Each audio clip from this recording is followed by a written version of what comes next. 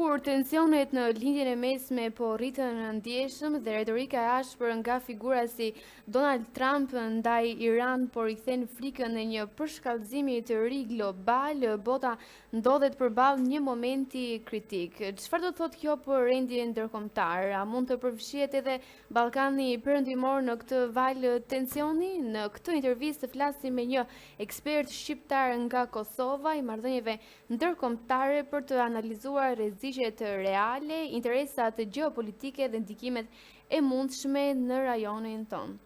Edon, sa serioze duhen marrë kërcënimet e Donald Trump ndaj Iran dhe a janë strategji presioni apo paralajmërim për veprim dhe përshkallëzim të mëtejshëm të situatës?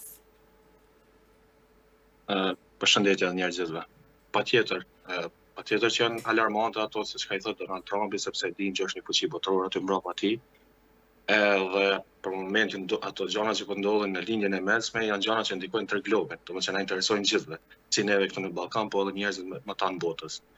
Ajo se çka duhet pas parasysh në kontekst të Donald Trumpit se çka thotë në aspektin diplomatik, një ashtu të aspektin të sigurisë, është se me të vërtetë është gjë shqetësuese dhe alarmante. Ku edhe peshojmë që po ndikon si në ekonomi, si në siguri, si në gjitha aspektet. Kush do të përfitonte më shumë nga një përshkallëzim i situatës në lindjen e mesme? Patjetër, si çdo herë përfiton oligarkët, sepse ata i kanë në dorë ekonominë globale, domethënë. Po kush humbim ne qytetarët, domethënë, në jetën e përditshme, si shpeshoj në mënyrë direkte na kanë ndikuar domethënë lufta me mbylljen e kanalit të Hormuzit, domethënë na kanë ndikuar në ngritjen e çmimit të energjisë, të naftës e tjera. Ku edhe ndjeshëm domethënë po ndikon në bizneset e vogla, në bizneset e mesme, në gjithashtu në bizneset e mëdha, po ndikon në jetën e përditshme të qytetarëve, domethënë në anën mban globit. Jo vetëm në lindjen e mesme ose në Amerikë, po lufta në mes të dyve, konfliktet mes atyre, domethënë po ndikojnë direkt edhe te na. Direkt ekonomikisht. Po në aspekte tjera të sigurisë, domethënë nuk është në mënyrë direkte, po është në mënyrë indirekte. Siç thash edhe më parë, përfitues më të mëdhenj domethënë janë aktorët ekonomiko-politikal, domethënë, mund t'i quajmë ata oligarkët ekonomik, ata përfitojnë se ne si qytetarë thjesht vetëm çka humbim në këto lloj konflikte. Edon, apo shkojmë drejt një lufte të re të ftohtë në rajon me aktorë të shumtë si Rusia dhe Kina në sfond? Patjetër, siç thash edhe më parë, domethënë përfitues më të mëdhenj për momentin janë sepse me mbylljen e Hormuzit, domethënë nuk ka kalim se ku të kalojnë anijet për transportin e naftës, domethënë. Tash këtu përfiton Rusia shumë, njëjtën kohë edhe Kina. Kina përfiton në mënyrë indirekte, si përfiton sepse fokusi i Amerikës është në lindjen e mesme, kështu që çka po bën pe shfrytëzon rastin, domethënë me i bot presion Tajvanit.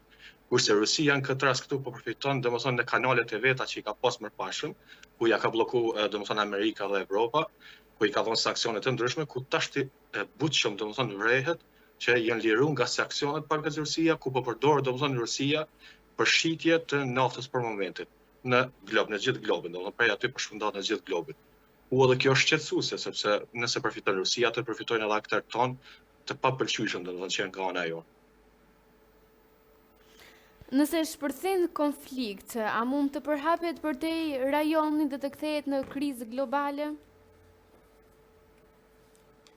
Siç thash, tash te problemi kryesor, domethënë ku Trumpi ka kërkuar nga NATO-ja për me marr pjesë në lindjen e mesme, Spanja ka qenë e para që ka kundërshtuar.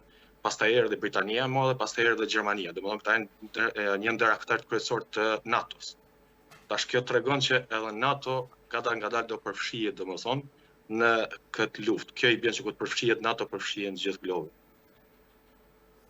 Po jo në luftë ashtu siç po mendojmë ne tash ushtarakisht ose me kompsor me gjana, apo siç peshojmë tash me teknologji të avancuar siç janë dronet e gjana të tjera, ku përdor domethënë mjete hipersonike, domethënë me shpejtësi pothuajse të dritës, të parafort domethënë. Edon, apo dështon sistemi aktual ndërkombëtar për të parandaluar konflikte të tilla?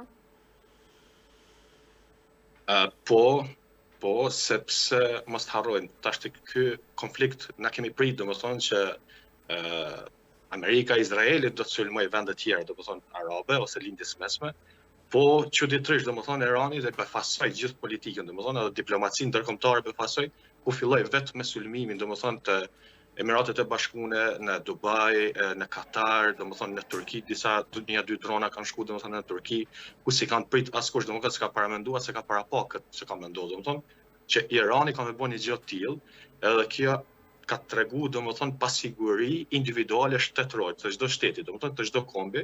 Edhe kjo pasiguri tash kjo tregon që okay, ne jemi bashkë e mbrojmë njëri tjetrin, po ja pra ndodhi kjo dhe e pam që nuk arritëm me mbrojt njëri tjetrin.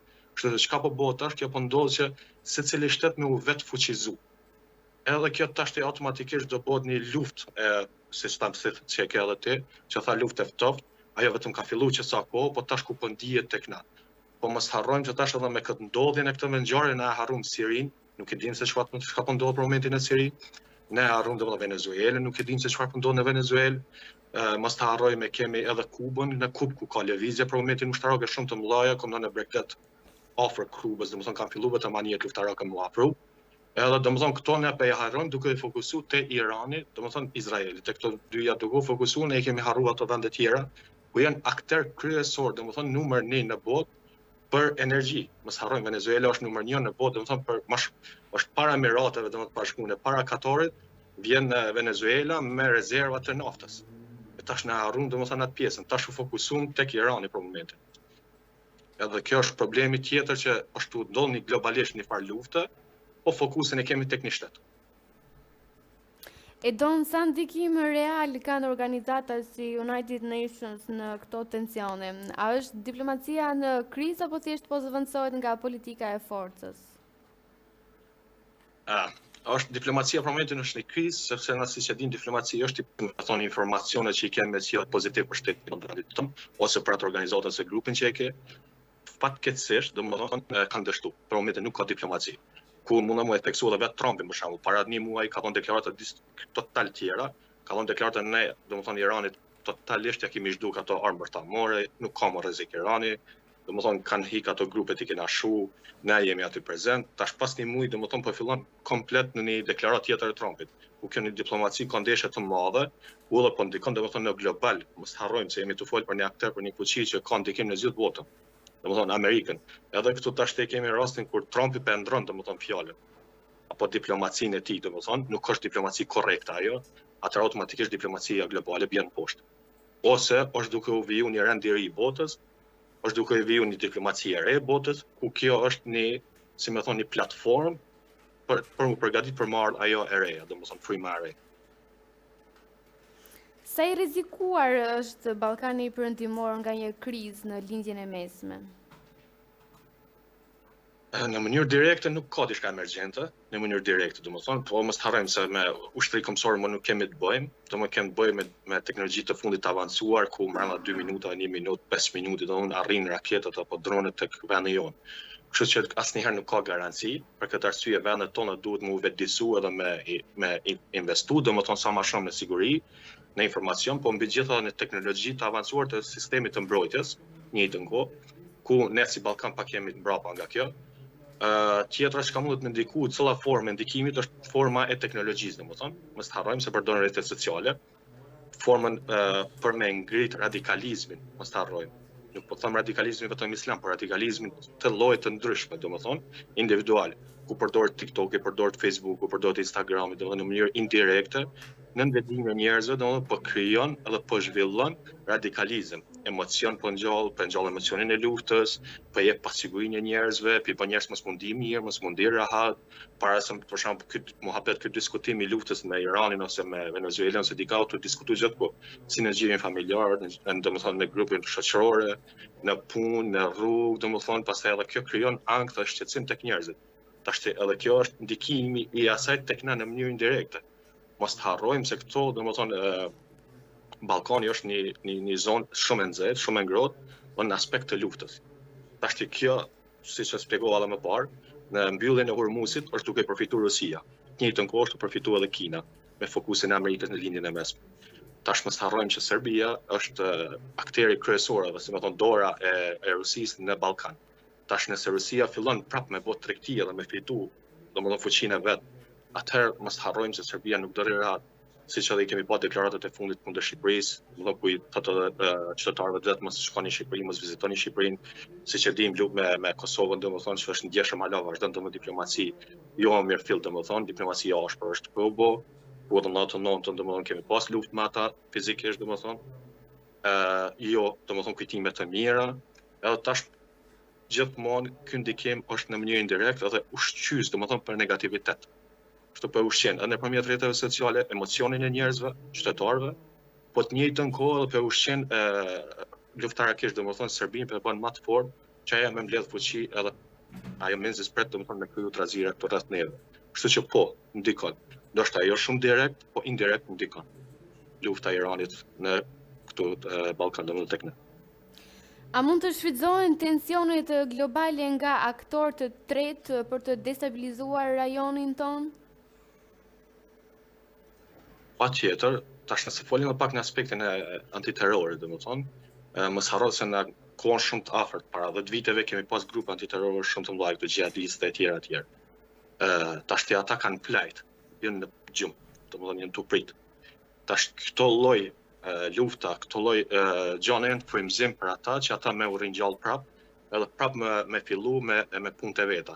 Po të njëjtën kohë siç e theka edhe më parë edhe Serbia, domethënë është një prej këtyre aktorëve që është në gjumë për momentin sepse Bashkimi Evropian NATO e ka qetësuar domethënë, e ka mbajtur në kontroll, po për momentin nuk kanë fokus domethënë në Ballkan, as një shtet, as NATO-ja, sepse NATO ka problemet e veta për momentin brenda vetit. Bashkimi Evropian të njëjtën gjë e ka brenda vetit, nuk po mundën me u bë unik. Franca për shembull përkrah luftën, Spanja është kundër. Si më thon tash Belgjika e përkrah luftën, Britania është kundër, domethënë kjo është një problem tjetër, ata që kanë emër zveti ku nuk arrin me pas fokus tek ne. Domethënë këtu. Edhe këto e krijojnë mundësinë që këto që janë në gjumë, këto organizata të ndryshme, apo inteligjenca të ndryshme ndërkombëtare, sa do të jenë ato si Serbisë, si të xhihadistëve si atëmbe, ata me u ringjall, me u frymëzu për kësaj, domethënë që po ndodh në linjën e mesme, edhe me fillu nga pak me punu. Ku mos të harrojmë se këto gjëna nuk ndikojnë tash, ndikojnë sot për pas 10 viteve. Ndikojnë sot për pas 10 viteve. Edhe kjo, për këtë arsye, domethënë vendi jon, shteti jon, duhet të jep seriozisht vëmendje sigurisë dhe asnjë gjë tjetër. Patjetër edhe ekonomisë, mirëqenies, shëndetit, gjëra, ato nuk duhet me neglizhu, po për momentin siguria është mbi gjitha sepse po ndryshon renderi botror, edhe na duhet për me kon pjesë pozitive të asaj, na duhet me kon të fuqishëm vetana, vetë ju. Nëse na varim nga mbështetja e Amerikës, nga mbështetja e NATO-s, nga mbështetja e Bashkimit Evropian, atëherë na nuk kemi më përfitime pozitive, vetëm do jemi, si thon, njerëz po me prit me shirin e dikujt. Kjo nuk duhet të jetë për ne, sidomos për Kosovën dhe Shqipërisë po flas domethënë, për këto dy shtete. Duhet me vetëdijsu edhe me investu sa më shumë në zhvillimin e industrisë së mbrojtjes, së sigurisë, domethënë inteligjencës, edhe më qenë të gatshëm domethënë për çfarë do lloj sfide. E dona, ekziston rreziku që konfliktet importohen në Ballkan përmes ndikimeve politike apo fetare? Po, patjetër, se ndikon si thash më parë se kemi grupe të ndryshme që janë në gjumë, që para 10 vite me aksione të ndryshme që janë ndërmarrë ndërkombëtarisht, ato kanë flajtur në gjumë, disa janë shu, po disa janë në gjumë, edhe tash ato ushqehen, që është se kanë më parë, se tash nëpërmjet rrjeteve sociale si TikTok, ku aty krijon domethënë video kontente, krijon tema të ndryshme, dalin klerik fetar të ndryshëm ku japin komente të ndryshme, japin motiv që ata me u zgjuar edhe me vazhdu pra puna aty ku e kanë lënë. Domethënë këto është problemi më i madh. Ka zhvillim të grupacioneve, domethënë xhihadistë ose të tjera, por ka dhe zhvillim individual, ku për shembull një person individual ushqehet nga kjo energjia negative, nga këto, nga këto terme negative si lufta ajo, kjo ushqehet edhe pastaj fillon me u bë vetë terror. Si çka është më bë vetë terror, një herë bëhet me ideologji, pastaj fillon edhe në jetën e përditshme do të thonë me bë diçka. Pse do më marrin në një veprim, domethënë individual edhe me kriju terror në grupin edhe në shoqërinë ku ai jeton. Domethënë kjo ushqen, prandaj e thash edhe më parë. Kto janë ushqim për brenda 10 vite destabilizim të vendit tonë. Sa të përgatitura janë vendet e rajonit për një krizë të mundshme ndërkombëtare? Pyetje 1 milion shë kjo. nuk janë të përgatitura asnjë shtet në domethënë sa i përket Ballkanit, domethënë po flas prap, nuk janë të përgatitur, por më i përgatituri është Serbia. Edhe kjo na bën neve më ushqetësu. Shumë. Për këtë arsye nuk është diçka emergjente, alarmante, nuk duhet me kriju as pak, nuk po them atë pjesën anoj, po thjesht vetëdijsim, sepse kur ka vetëdijsim, atëherë orientimi, zhvillimi, edukimi, domethënë edhe forcimi, bashkimi, domethënë këtë rast domethënë na Kosovë, Shqipëri, Malizi, Kroacia për shembull mund të me kriju një bashkim shumë të mirë fuqie, që mund të me kriju ku kapet edhe linja pastaj automatikisht domethënë ku bëhet një mburoj, dhe nëse këto bashkëveprojnë, atëherë krijohet mundësia e vetëmbrojtjes domethënë këtë rast. Po nëse shohim si individ shtetëror domethënë, atëherë fatkeqësisht as Shqipëria, as Kosova, asnjëra domethënë nuk është e fuqishme sa është Serbia këtu në Ballkan. Edhe për këtë arsye na duhet të punojmë sa më shumë drejt të sigurisë që mos më dhon mundësi domethënë Serbisë që me bëni diçka që nuk duhet më na ndodh neve më. Mos më përsërit historia prapë. Edona, ka Kosova një strategji të qartë në rast të një krize globale? A duhet që Shqipëria bashkë me Kosovën të mbajë një qëndrim më të fortë publik në këtë situatë? Tash po foli pak në gjuhën e popullit, domethënë të njerëzve, si më thonë në qytet si botë Muhabeti. Gjithë po thonë, jo, e kemi ambasadën Amerike këtu, është bon stili këtu në Kosovë, është ambasada amerikane në Shqipëri, domethënë e kemi sigurinë, janë buroja, nuk gjuajnë, nuk bojnë. Po paharojnë një gjë. Në Katar, ku kanë sulmu? Kanë sulmu direkt tek ambasada domethënë e Amerikës. Në Dubai, në ambasadën e Amerikës. Në Irak, ambasadën e Amerikës. Në Libi, ambasadën e Amerikës. Domethënë kjo tregon ty që nuk të bën ty të sigurt nëse vetëm është një ambasadë amerikane aty. Okej, faleminderit që janë, mirë që janë, do jemi mirënjohës për çdo punë të tënde. Po kjo nuk do të thonë që ti je i sigurt nëse mbarësh të tjerë. Për këtë arsye nuk duhet më pa siguria në këtë lloj, domethënë siguria shihet sa ke, sa drona i ke, çfarë sisteme mbrojtjes ke, a ke antiraket. Domethënë që nëse fillojnë me gjyq çdo llojin e raketave të supersonik, as Izraeli, as Amerika, as Katari, as Emiratet e Bashkuara s'kan mujt me mbrojt vetëm. Çush kena me mbrojt na, që ato një superfuqi, domethënë aspekt ekonomik, ushtarak edhe zhvillimi teknologjik. Atë çush kena me arrit na me mbrojt vetëm. Mënyra më e mirë se supozimi më i mirë ose më thonë domethënë për momentin nuk do të kemi na çështje direkte në luftë domethënë.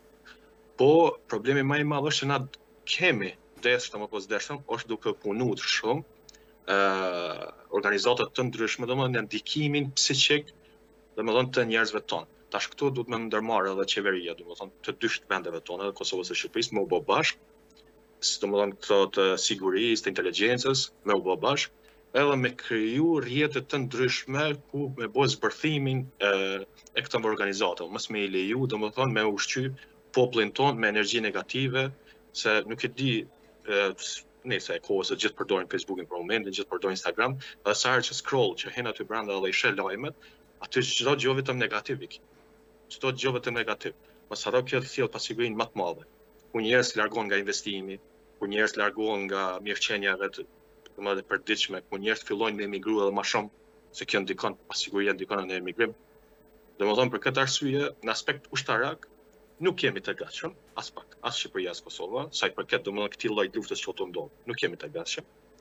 Po kemi aktor të ndryshëm që kemi bashkëpunëtor, Shqipëria është në NATO, Kosova ka mbështetje në NATO, me vetë. Kjo është një plus që mundën me shfrytëzu domethënë ata, mirë që janë ata, faleminderit që janë, po mos harrojmë prapë Ballkani nuk ka me hyrë në luftë direkte të ngrohtë domethënë, sa i përket siç është në lindjen e mesme, po në mënyrë indirekte.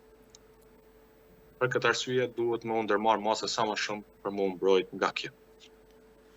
Edona, jemi ne shumë të varur nga politika jashtme amerikane dhe nëse do duhet të zgjidhni, a është më i rrezikshëm sot Irani apo vetë retorika amerikane? Po tash Amerika fol sepse ka një bagazh, ka një fuqi, është fuqi botërore. Po tash aktorë që janë mas Amerikës, domethënë, si më thon ose më thon përkrasit e Amerikës, siç jemi edhe Kosova dhe Shqipëria. Ku jemi mbrapa Amerikës në mbështetëm të ajo. Tash problemi është që na nuk kemi fuqi më mbrojtësh që mbrojna ja vetë. Edhe kjo automatikisht neve na ndikon negativ, çdo vendimarrje negative e Trumpit këtë rast. Se nuk po folim vetëm për Amerikë, po më shumë jemi të fol për Trumpin, se për momentin vetëm Trumpi është në Amerikë. S'ka politika tjetër, nuk ka asnjë gjë tjetër, siç e dimë gjithë. Domethënë nëse Trumpi merr një vendim hatok ose një vendim s'po të quajt gabueshëm, po pe quaj në diplomacit egër, e merr një vendim, atëherë automatikisht po ndikon te ne keq sepse ne mbështetemi taj. Kjo i bën që ka ndikim, domethënë Amerika te na me këto veprime që po i ndërmerr. Kështu që jemi në varëm, dashje pa dashje.